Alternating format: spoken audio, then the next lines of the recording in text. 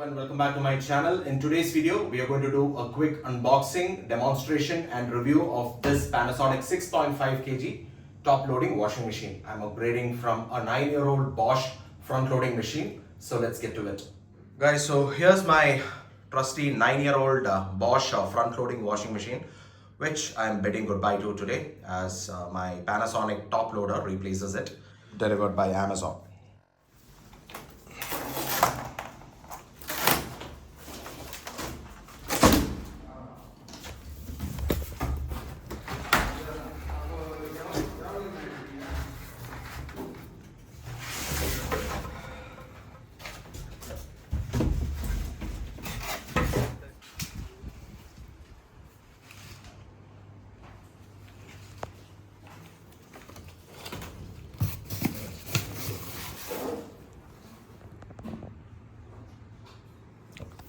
Physical damage எதுவும் இல்லைனா problem இல்லை சார். அவங்க வந்து இன்ஸ்டாலேஷன் பர்சன் வந்து இன் கேஸ் எதனா சவுண்ட் மாதிரி இருந்தால் நீங்கள் ரிட்டர்ன் பண்ணணும். Guys, just to give you an idea of how the gray shade looks under direct white light, cold white light, here's how it is. The gray shade pops out. At the rear, you have this cold water inlet, half-inch BSP. You do not have the provision for a hot water inlet. You're going to have to upgrade to a higher-end model. You have this sticker here that gives you the specifications. Then you have this plastic back panel right here. This one is plastic. Then you have the drain right there.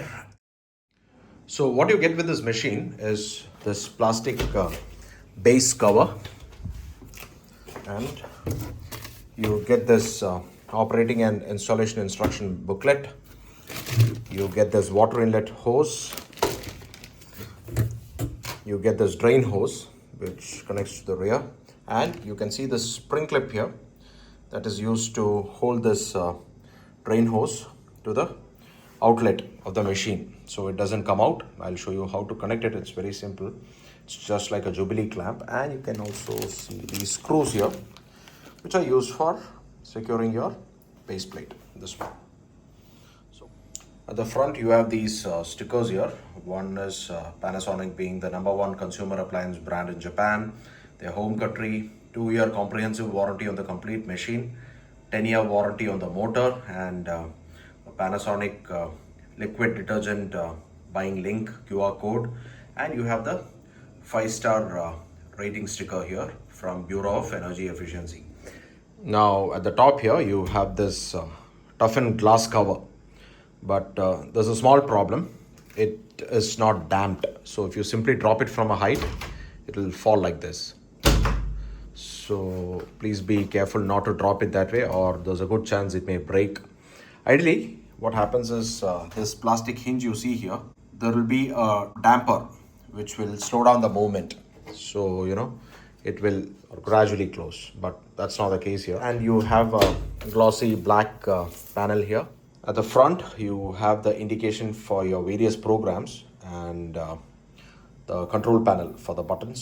You have the power button, you have the program button, water level button, and your start or pause button. So let me quickly explain what are all the various programs and functions available from the control panel of this machine. So all the programs are listed here. Turn on the machine by pressing the power button. You'll hear that beep. And the first one is the normal cycle, which is used for everyday clothes, and this is for your daily wash. The cycle time is approximately 45 minutes as shown. And the next one is the eco wash. Eco wash is, as the name suggests, used for saving energy. So the cycle time is approximately 30-31 minutes. The next one is for a quick wash, which is used for everyday clothes which are lightly soiled and you need a quick cycle. So it's only for 20 minutes. You can quickly put all your clothes and get it washed within 20 minutes. And the fourth one is for soaking, as indicated here. That is, if you have heavily soiled clothes, it is best to pre-soak them. So, it can dislodge all the dirt. So this is used for soaking, and the cycle time is approximately 85 minutes. Then you have the next one, that is the fifth one, which is for jeans. And jeans, as in heavily soiled clothes like your coveralls, your uniforms, which you're wearing to work, and if they are heavily soiled, it's best to use the cycle. Cycle time is approximately 51 minutes. The next one is for bed sheets, and cycle time is approximately an hour.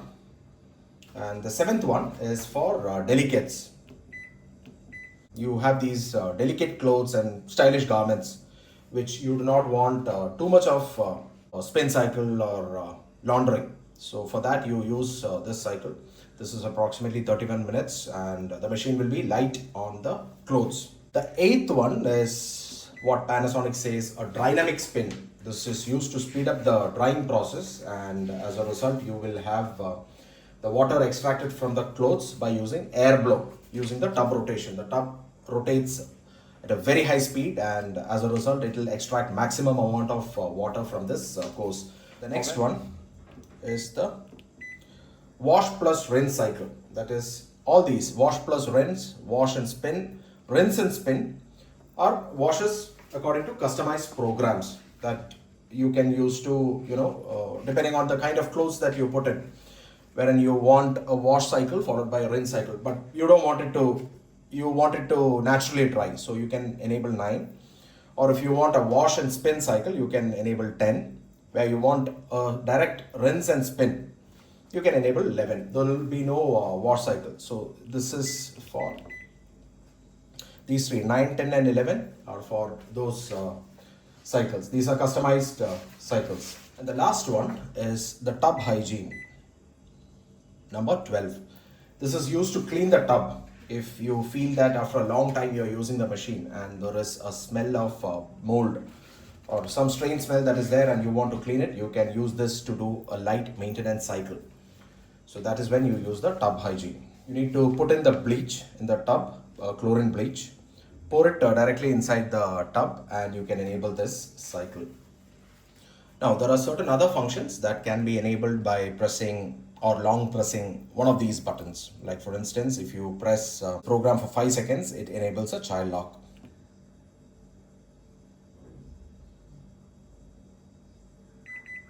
You can see the child lock enabled. It will say CL. If you want to disengage child lock, press it again for 5 seconds. So child lock is disabled. You will get 2 beeps acknowledging that function. Sometimes you have toddlers at home who are sleeping when your washing machine is doing the cycle, and at the end you don't want the buzzer to hoot, so you can disable that hooting if you press this water level for 3 seconds.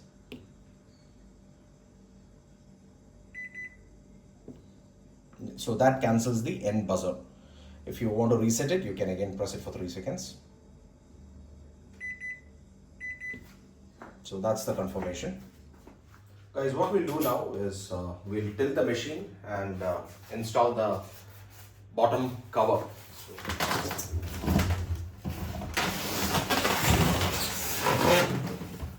So there you go, guys. All the internals are visible here. So you can see this belt-driven mechanism for the drum. This one here, this is the motor, pulley, the belt, and you can see another pulley here coupled to the drum, and the bracket that holds it. So a top loading machine is relatively having a simpler mechanism. You don't see many expensive shock absorbers. You just have this support here to the top. This one that you see here, you will have it on all 4 corners there. You have it here, not very visible. There you go. Okay, so this is the back panel, and you can see that this notch should align here. So what you need to do is you should slide it in, because you have these 4 tabs. That is it.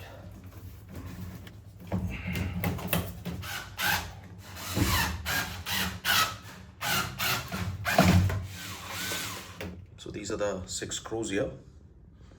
So that's all. Let's tilt the machine back. Okay, so now we need to give the water inlet pipe. Now, the water inlet connection at many of our homes would either be a bipcock valve like this or a normal tap.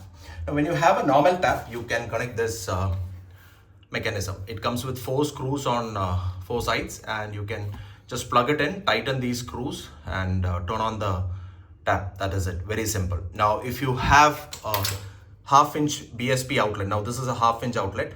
If you have an outlet like this, you're going to need an adapter because this won't be able to fit it in. So if you go to a nearby hardware store, he will give you a compatible adapter, and that would look something similar to this. Okay, so this you can simply thread it in, but before threading, you need to have Teflon tape wound over this to prevent any leaks. So let's go ahead, wind some Teflon tape over this thread here. Now with the Teflon tape wound over the thread, we will connect this adapter which we got from a nearby hardware store. This will cost you about 30 to 40 rupees. So just hand tighten it. So that's it. It's hand tightened, that's sufficient. So this is a stock pipe which has come, the water inlet. Now, like I said, this one you can remove it. You can simply unlock this tab like this and pull this down, pull it up. Otherwise it is held tightly. Pull this down, pull it up. That's how you unlock this. Now you don't need this one, so you can keep this aside. And the other end we have to thread it here. So remember to have this end threaded to the inlet. Teflon tape over this.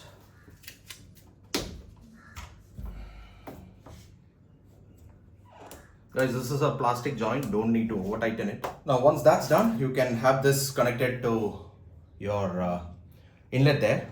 So this is a drain outlet of your washing machine, and this is a supply drain pipe. Now this one is connecting here.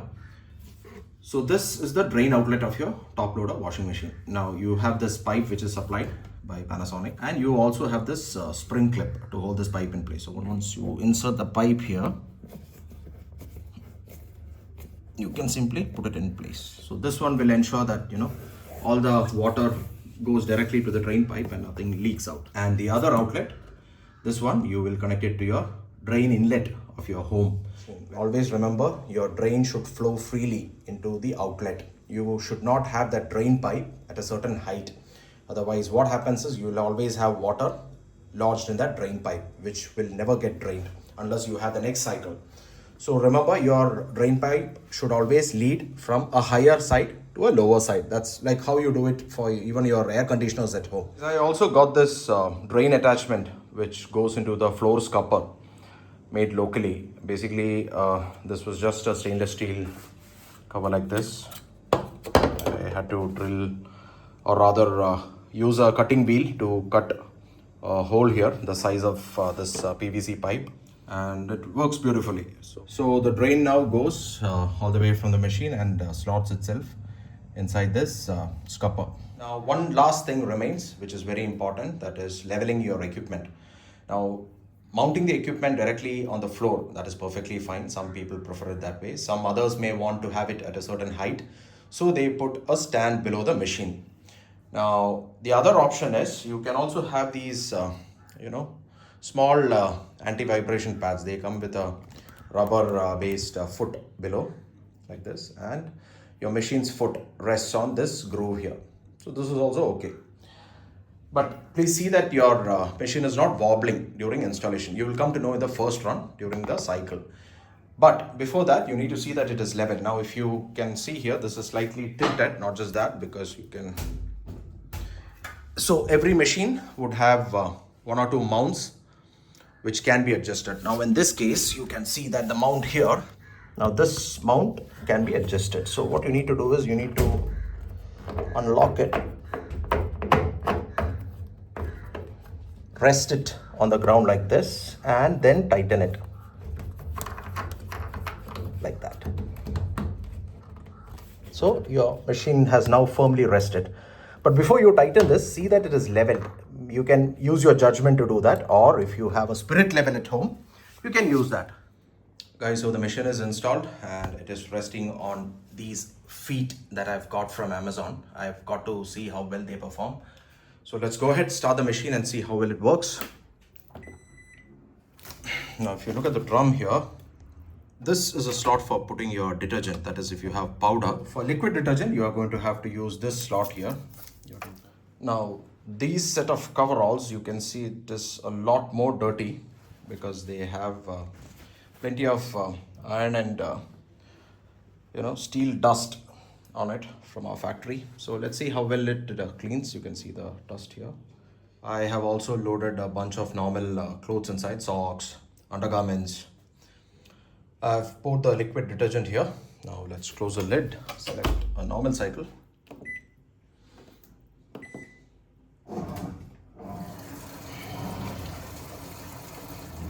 Guys, so the spin cycle is started, as you can see here, and absolutely no wobbling on the feet here.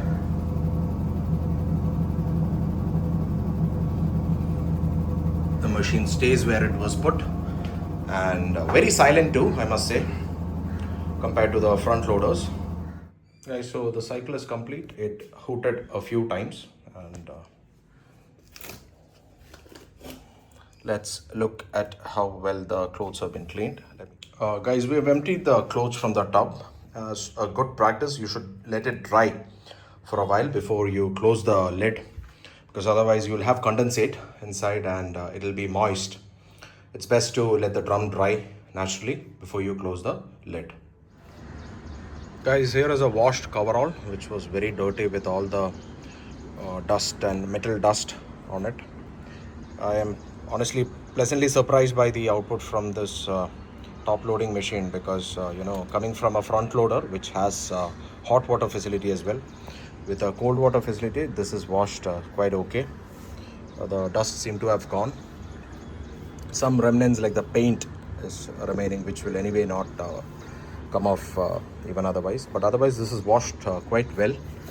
There's one more tip regarding the maintenance of the lint filter. Every washing machine is equipped with a lint filter. This one here, you can just pop it open like this, and this is your lint filter. What happens is when the washing machine is working, whatever threads and fine threads and part of the cloth that comes off gets deposited inside this lint filter. So you have to clean it, because this is a new machine. You may not have anything inside, and yet you will have you can see fine threads coming off from the clothes. So that gets collected here, and you'll have to clean them from time to time. No specific intervals, you just have to clean them.